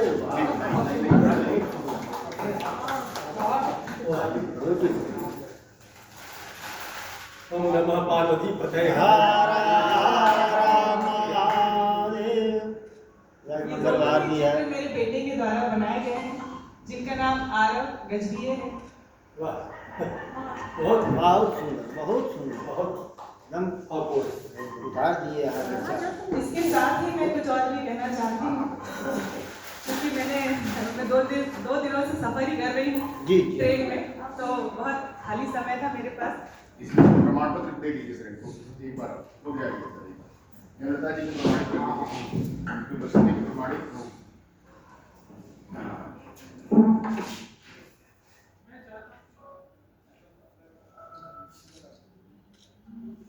जी, अब आप अपनी बात करें।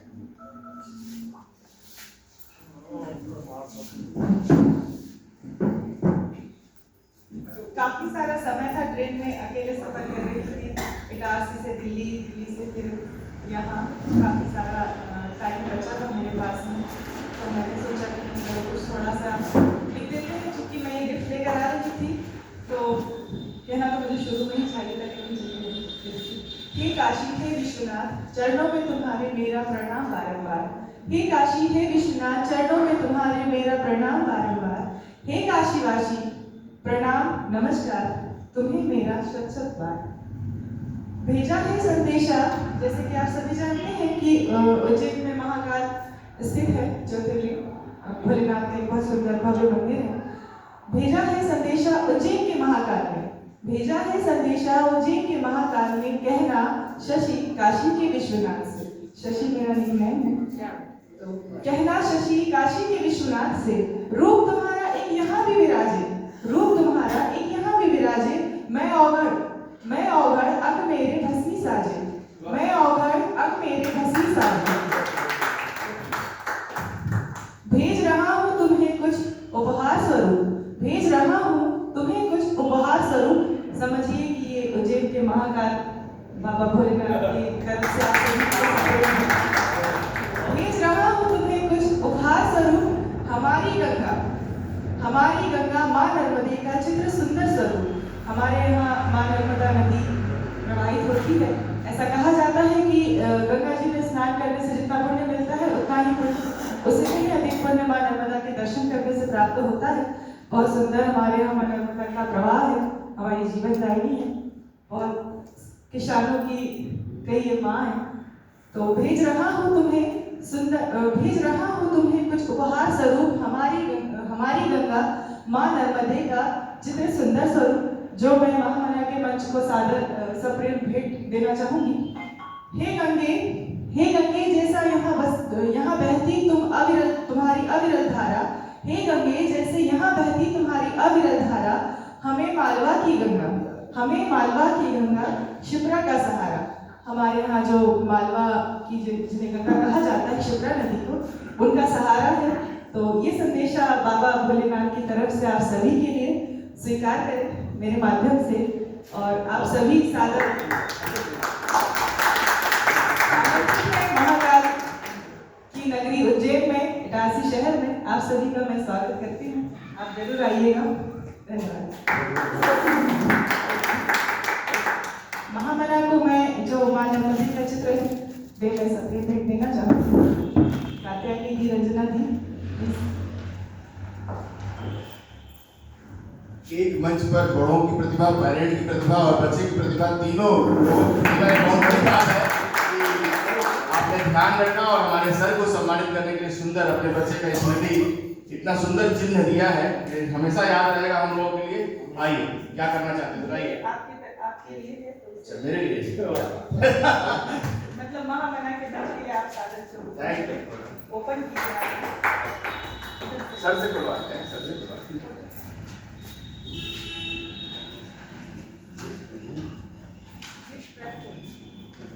किया हुआ है।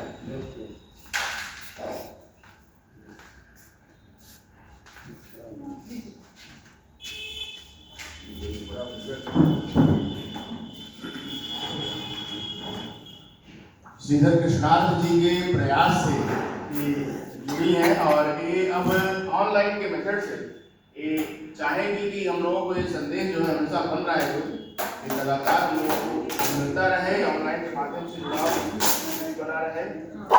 और इतना ज़्यादा गिफ्ट रैप किया है कि वो खुल नहीं रहा है। कोई बात नहीं, स्पेशल है और प्रयास से फल मिलता है, इसको से कर रहा है। बहुत सुंदर तरीके से सेवा साहब मंच पे आप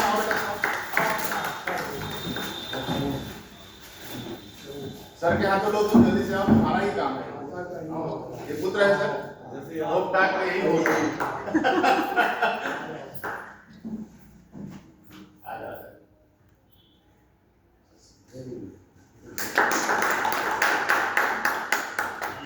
थैंक यू।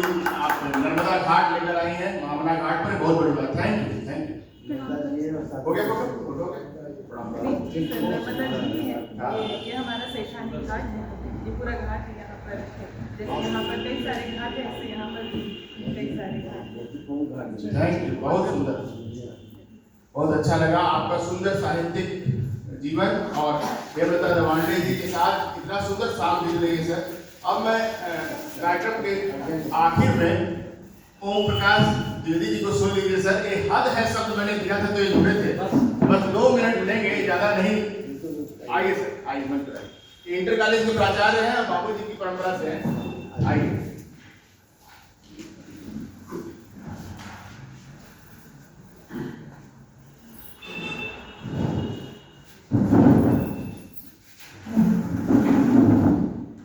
सबसे पहले माँ शारदे को नमन।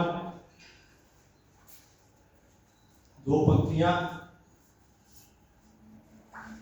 माँ ज्ञान दा, माँ ज्ञान दा, संस्कृति सुंदर ज्ञान दा, माँ ज्ञान दा, माँ ज्ञान दा।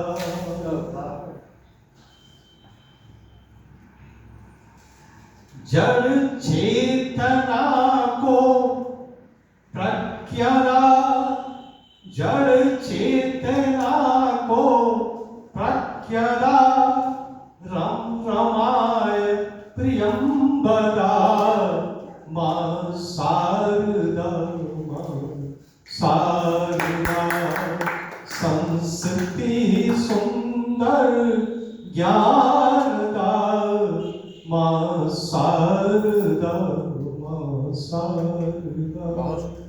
माँ के चरणों में प्रणाम, महामना के चरणों में प्रणाम और इस काशी भूमि को प्रणाम। और मैं जिस धरती से आया हूँ, कुशीनगर की धरती, जिसको भगवान मर्यादा पुरुषोत्तम पद तब से रौदा था, वो पटौदा की धरती जहाँ तथागत का निर्माण हुआ था, अंतिम सांस लिए थे, उस कुशीनगर की धरती जहाँ महावीर जैन जिनेंद्र की प्रतिज्ञा के साथ अंतिम सांस लिए थे, उस पावापुरी कुशीनगर की धरती और सबसे बड़ी इसी काशी भूमि की धरती से गए 2 पीर, 2 संत, फारस के युवराज साधुगर पीर और बाबा सिद्धनाथ, गंगा जमुनी संस्कृत के प्रवर्तक। उस तपोभूमि की तरफ से मैं पुनः काशी की भूमि को प्रणाम करता हूँ, नमन करता हूँ, अभिनंदन करता हूँ और आप सभी आदरणीयों का पुनः निराला शब्द संवाद मंच, जिसका मैं संचालन करता हूँ, उसके तरफ से आप सभी का अभिनंदन है, वंदन है, नमन है। हिंदी साहित्य भारती का गोरक्ष प्रांत का अध्यक्ष होने के नाते आप सभी हिंदी प्रेमी हैं, सनातन प्रेमी हैं। उस संस्था की तरफ से पुनः आप सबका अभिनंदन, वंदन और नमन। मैं ये डॉक्टर साहब की जिज्ञासा थी कि बेइंतहा मोहब्बत, इसमें मैंने पन्ना पलटते ही पकड़ लिया और जहां से बेइंतहा मोहब्बत प्रारंभ होता है, ये चंद पंक्तियां जिस पर मैं आप लोगों को पढ़ रहा हूं। तेरी लिखावट मुझे, लिखता हूं मैं तुझे इतना कि तू जैसे कोई ख्वाब हो, ख्याल हो। अब अंदाज कर लीजिए, ये दो शब्द ऐसे हैं जो पूरी किताब के सार हैं। या मेरे मचलते दिल का हाल। अब देखता क्या हो रहा है, मोहब्बत हो गए। तो ये देखिए, जो वास्तव में साहित्यकार होगा वो पन्ना पलटते ही किताब का पकड़ लेगा कि कहां से, चूंकि आपकी जिज्ञासा थी तो हमने कहा कि आपकी जिज्ञासा को मैं पूर्ण कर दूं, इसीलिए मैंने इनको पढ़ा। लिखता हूं मैं तुझे इतना कि तू जैसे कोई जवाब हो, रुआब हो, या मुझ में उठता गैर जरूरी सवाल हो। क्या बात, गैर जरूरी सवाल दर्शन है। दर्शन के इन पंक्तियों में इन्होंने कूट कूट करके भर दिया। इसके अलावा लिखता हूं मैं तुझको, तुझे इतना कि तू जैसे कोई नगमा हो, गजले ये साज हो, गजले ये साज हो, मैं तुझे गुनगुनाना भूलूं, कहां मेरी मसाल। क्या कहा, ये पूरी किताब की ये जिस्ट सार हमने पकड़ लिया। पन्ना पलटते ही मैंने देख लिया। अब मैं आता हूं, चूंकि मैं शिक्षक अभी भी रिटायर 40 साल की सेवा के पश्चात मैं अवकाश ग्रहण कर चुका हूं, लेकिन फिर भी एक विद्यालय को बखूबी मैं चलाता हूं अपने देख रेख में। 417-1800 लड़के हैं। 2 नदियों के पेड़ों के बीच वो विद्यालय बसा हुआ है। इससे बहुत ही अति पिछड़ा इलाका कुशीनगर, बाढ़ से प्रभावित। पत्रकारिता से भी मैं जुड़ा हूं और पत्रकारिता की बात जो उठ रही थी,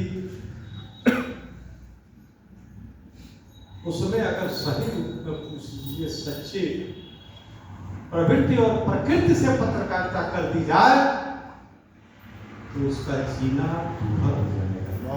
ये समाज जीने नहीं देगा। मैं भुक्तभोगी जंगल पार्टी का अच्छा से, और किस तरह से पत्रकारिता हम लोग करते थे वो हम ही जानते हैं।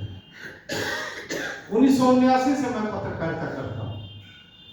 बहुत खपेड़ों को मैंने देखा है, झेला है हर क्षेत्र में, चाहे वो शिक्षा का क्षेत्र हो, वहां भी मैंने नहीं छोड़ा, भले मैं शिक्षक रहा। चिकित्सा का क्षेत्र हो, वहां भी मैंने नहीं छोड़ा। प्रशासन को तो मैंने बहुत लपेटा। अब मैं समय ज्यादा हो चुका है तो मैं कुछ चंद पंक्तियां जिसको मैंने कलकत्ता के मंच से सुनाया, इसको 2 बार मुझसे कहा गया पढ़ने के लिए। एक बार सुना कर उतरा तो फिर लोगों ने कहा कि नहीं उसको पढ़िए, फिर आप पढ़िए। स्वागत है, स्वागत है। वही वर्तमान कॉलेज पर है डॉक्टर साहब। ये पूर्णतः वर्तमान परिवेश पर है। जो सक्सेना जी ने कुछ इंगित किया है, इसमें भी वही चीज है। अंतर इतना है कि शब्दों का हेर फेर है, इसमें सार कुछ भिन्न है। उसके पहले उस संपूर्ण का सार आप समझ जाएंगे। एक दोहे से मैं आपको सुना दे रहा हूं। मानो मानो ही बने, मानो बन संसार, मानो मानो ही बने, मानो बन संसार, अमानो मानो मेरा में, मानो बन ही सार, मानो बन ही सार। अब आप पकड़ लेंगे कि मैं क्या कहना चाहता हूं। हिंदी साहित्य भारती का यही उद्देश्य भी है, क्योंकि हमारी भारतीय संस्कृति और सभ्यता सनातनी है और उसका मूल उद्देश्य यही है, इसके अलावा और कुछ नहीं है। इंसान इंसान बन तजत इंसानियत, इंसान इंसान बन तजत इंसानियत, अब मानव मर्यादा छोड़ अधम हो जाता है, मानव मर्यादा छोड़ अधम हो जाता है। अकुटिल ही चाल चल, छल छद्म पथ जात, कुटिल ही चाल चल, छल छद्म पथ जात, अपथिक कुटिलता की बनवह जात है, पथिक कुटिलता की बनवह जात है, आकांक्षा बढ़त जात। वर्तमान में जो भी विकृतियां आप देख रहे हैं, बीते 2024 में यही है। आकांक्षा बढ़त जात, महत्वाकांक्षी ही बन, आकांक्षा बढ़त जात, महत्वाकांक्षी ही बन, अविविध गिरा वह जोड़ तोड़ ढूंढता, विविध गिरा वह जोड़ तोड़ ढूंढता, आ उपाय विविध कर राम व रहीम छोड़, उपाय विविध कर राम व रहीम तज, आ हृदय भाव भावना विष ही उभरता, हृदय भाव भावना विष ही उभरता। अनारा को सूझत ही महाराज, अनारा को सूझत ही बहराइच पकड़, अनारा को सूझत ही बहराइच पकड़, अंधों में ही काना राजा बनवह जात है, अंधों में ही काना राजा बनवह जात है। आ दीप तले अंधेराही, दीप तले अंधेराही, ऊपर प्रकाश कर, दीप तले अंधेराही, ऊपर प्रकाश कर, निज ही कभी नहीं पाक को ढूंढत है, निज ही कभी नहीं पाक को ढूंढत है। ऐसे ही महान जन अवनी अंबर तल, ऐसे ही महान जन अवनी अंबर तल, निज भाव मोर जोल करत दिखत है। ऐसे ही महान जन अवनी अंबर तल, निज भाव मोर जोल करत दिखत है। पर को नीचा दिखाए, पर को नीचा दिखाए, प्रसन्न चित्त ही मन, सदा बहारी मनत समा को सजाते हैं, सदा बहारी मन समा को सजाते हैं। अपने मियां मिठू बनना। अब बार बार कुबेरत लक्ष्मी को बुलावा दे, धन लिप्सा मन रख कार्य कर जाते हैं, धन लिप्सा मन रख कार्य कर जाते हैं। अब पेट जो अधम यह, पेट जो अधम यह, अधम की चाल चल, इंजीनियर साहब, पेट जो अधम यह, अधम की चाल चल, अब प्रेरणा ही आगे कर लूट भाव देता है, प्रेरणा ही आगे कर लूट भाव देता है। अरिश्ता नाते सभी कुछ धन पर आधारित, रिश्ता नाते सभी कुछ धन पर आधारित, इसलिए ओम देखा मन दुखी होता है, इसलिए ओम देख मन दुखी होता है। आ दुनिया की रीति यही, नीति चाल ढाल यही, दुनिया की रीति यही, नीति चाल ढाल यही। आ कथन व करनी में विभेद रहता है, कथन व करनी में विभेद रहता है। अब मंच चढ़ बोलते आदर्श का भाव रखी, मंच चढ़ बोलते थे आदर्श का भाव रखी। आचरण विभेदता सदा ही रहता है, आचरण विभेदता सदा ही रहता है। वर्तमान परिवेश में आप देख ही रहे हैं, जहां जिस मंच पर देखे आप कथन में पाकबन हलाहल भीतर ही, कथन में पाकबन हलाहल भीतर ही। छगम की कटार से झट काट देते हैं, छगम की कटार से झट काट देते हैं। ऊपर का डर नहीं, ऊपर का डर नहीं और नीचे से भी डर नहीं, अंतरात्मा का भी डर नहीं होता। ऊपर का डर नहीं, नीचे से भी डर नहीं। निर्दोष निर्भेद वह विचरत सदा है। इंसान इंसानपन, इंसानियत तजत, इंसान इंसानपन, इंसानियत तजत। माना मर्यादा छोड़ अधम हो जाता है, माना मर्यादा छोड़ अधम हो जाता है। इन्हीं पंक्तियों के साथ मैं अपने वाणी को विराम देता हूँ। पुनः मौका होगा तो इस तरह की रचनाएं बहुत सी हैं, इसको सुनाने का मौका मिला तो आपके समक्ष प्रस्तुत करूंगा, आपके समक्ष परोसूंगा। पुनः एक बार भारत माता का जयकार कर दीजिए। भारत माता की जय। मानव है मानव बने। इन्हीं शब्दों के साथ मैं वाणी को विराम देता हूँ। जय हिंद, जय भारत, जय मां भारत। मानवता को जागृत करने के लिए आपका एक सुंदर सृजन सर, बहुत अच्छा लगा आपको उद्बोधन भी। और उसी नगर से बनाना सर एक प्रमाण पत्र प्रमाण पत्र की फोटो ले लीजिए आप सब लोग, प्लीज फोटो में सहयोग करिए। एक हमारे पर भी खींच दीजिएगा। हाँ वो चला जाएगा सर, आपको भेज देंगे। अच्छा सक्सेना जी है। और इसी क्रम में मुनि तिवारी जी इंजीनियर साहब हैं, गला खराब है उनका, लेकिन वे कुछ कहना चाह रहे हैं, लेकिन जल्दी से प्रमाण पत्र प्लीज। हाँ फोटो खिंचा दीजिए। उसके बाद सर सब लोग आ जाए, मंच पर बैठे हुए सभी लोग आ जाए प्लीज। हो गया? थोड़ा सा पीछे हो जाइए, हट जाइए और पीछे से खींचिए तो आ जाएगा सबका। अब आया। ट्रेनिंग देनी पड़ेगी फोटो खींचने की। सर चलते चलते दो शब्द बोल दीजिए आज के बाद।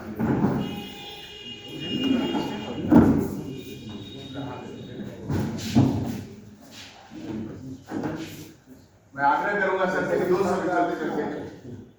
उपस्थित सज्जन भाइयों बहनों, जो मंच पे आसीन हमारे अतिथिगण, अभी आपने सुना इतना बढ़िया ये कविता जो हमारे उसको सामने सुनाए। पंचकर्म के बारे में आज भी आपने सुना, इंजीनियर साहब सुनाएंगे। तो आप जानते बहुत अच्छा ये साथ छोटे में बहुत बढ़िया प्रोग्राम था, बहुत बढ़िया कार्यक्रम था। और आप सभी लोग हम कहें विश्वगान अपना दिए यहाँ पे, तो हम मन से प्रस्तुत हैं। आशा है भविष्य में इस तरह के और होंगे और कार्यक्रम कराते रह सकते। ये बहुत ही जागरूक बहुत और इस तरह से कहाँ से आप वहाँ से बुद्ध भगवान के वहाँ से और काशी से आप नंदा जी वहाँ कहाँ से आपको ये अतिथियों को बुलाया, बहुत बहुत धन्यवाद। सर आप इतने लोगों की सेवा करते हैं तो आपका सेवा वो भारत है, स्वयं में हिंदुस्तान है। Thank you. अब सर को छोड़ के आते तब तक मुनि जी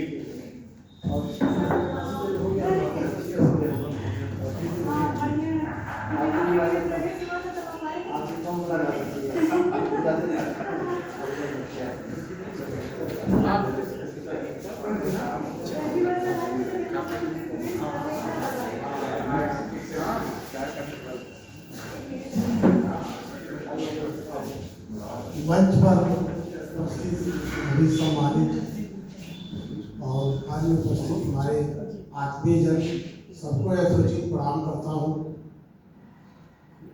आप लोगों की उपस्थिति गौरवान्वित है और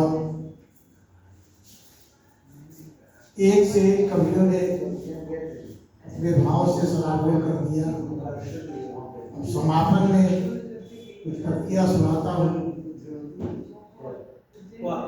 जब से अंधेरों ने साजिशें की है, जब से अंधेरों ने साजिशें की है, रोशनी ने अपनी दुआएं दी है। ये मंच रोशनी का है और ये रोशनी ही दिखाएगा। मैं संत प्रकाश जी को शुभकामना देता हूँ कि ये मंच रोशनी दिखाता ही है। मेरा प्रोग्राम परसों है, गला कुछ खराब है लेकिन मुस्कुरा दे रहा हूँ। एक नया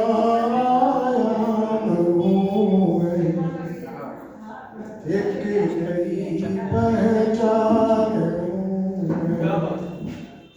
चेतना का स्वर हूँ मैं, एक नया विधान हूँ मैं, रुक नहीं सकता कभी भी, रुक नहीं सकता कभी भी, एक नई डगर हूँ मैं। तुम इश्क में आसमां लिख दो, तुम इश्क में आसमां लिख दो, या लिख दो जमी के कारनामे। तुम इसमें आसमां लिख दो, या लिख दो जमी के कारनामे।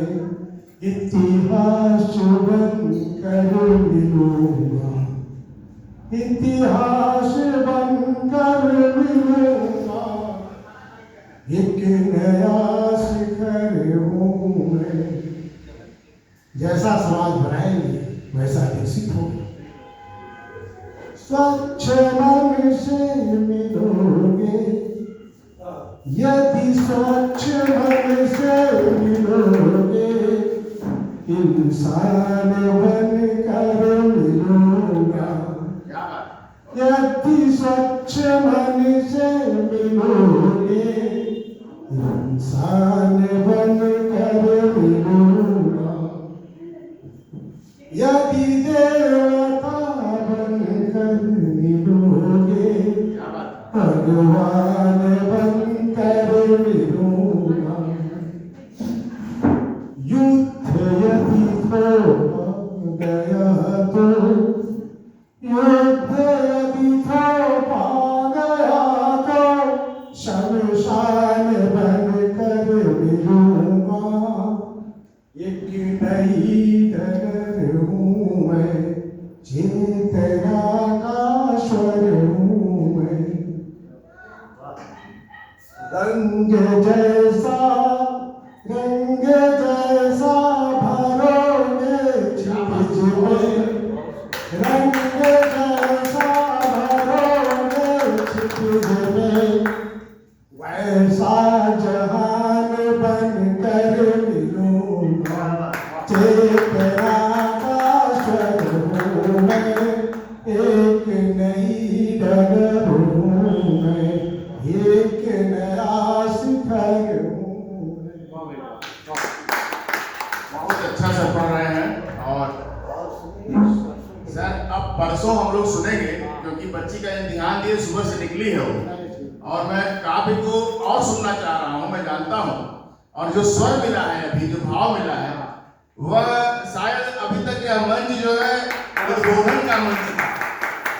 अभी तक जो वरिष्ठ आचार्य बैठे थे उनके छाया में यह मंच उद्बोधन का मंच था। और जब अभी ये वाणी निकलना हुई है काव्य, तो अभी जाकर ये साहित्यिक मंच बना है। तो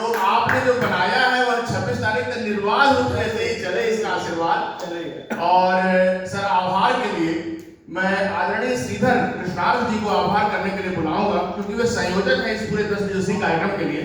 तो 2 शब्द वे कहें, उसके बाद उनको मुद्दा भी जाना है सर, जाना है। धन्यवाद।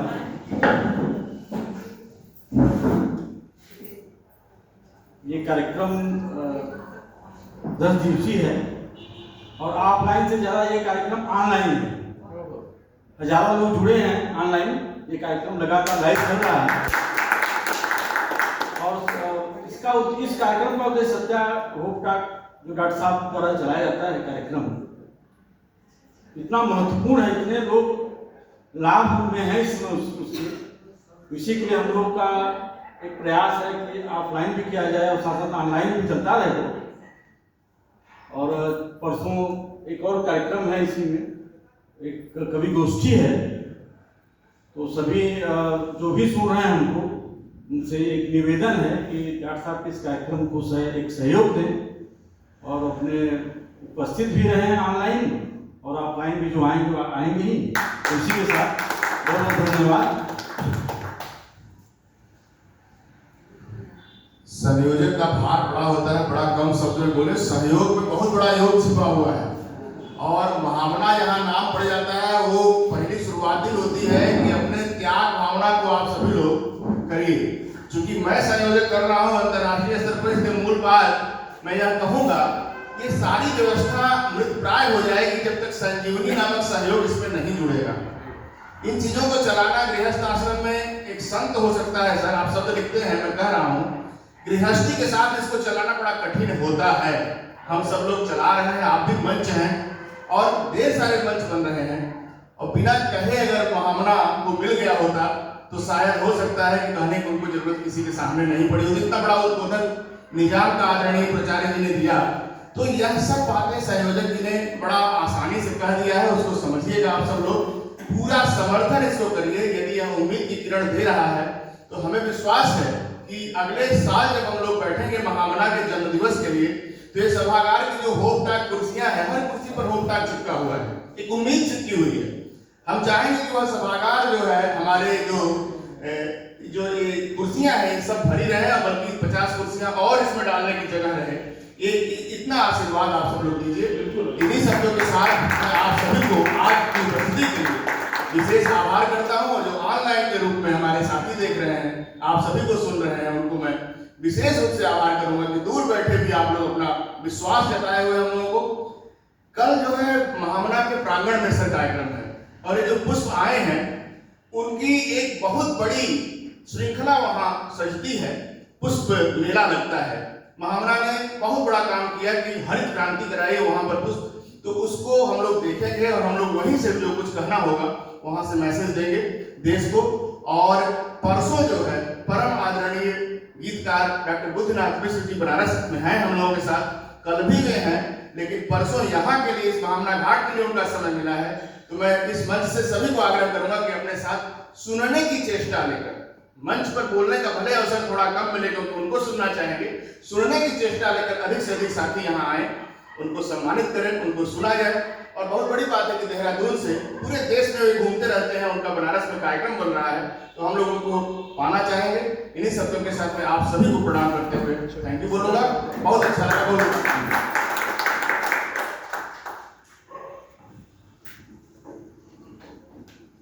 वीडियो बंद कर दो।